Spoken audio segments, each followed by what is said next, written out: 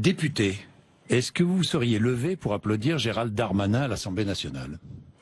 Écoutez, les membres du gouvernement n'ont pas le droit d'applaudir. Donc parfois, c'est très tentant. On a envie d'applaudir telle ou telle loi, telle ou telle intervention, mais il est interdit pour les membres du gouvernement d'applaudir à l'Assemblée nationale. Non mais, je vous ai dit député.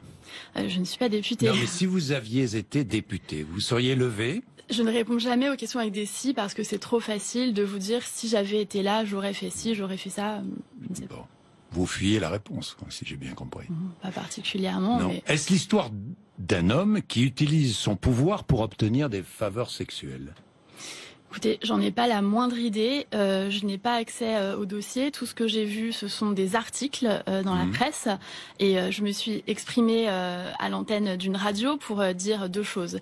Un, que cette affaire concerne un membre du gouvernement et que donc si en tant que membre du gouvernement je donnais mon avis, ça pourrait être perçu comme une pression dans un sens ou dans un autre. Et je me suis exprimée pour dire une deuxième chose qui était un appel à la retenue de la presse parce que moi je suis toujours un peu affligée quand on a un déballage de la vie intime, réelle ou supposée, à la fois du ministre Gérald Darmanin mais aussi de la femme qui l'accuse de viol. Donc vous ne vous engagez pas, vous ne portez aucun jugement, aucune remarque, rien. Bien.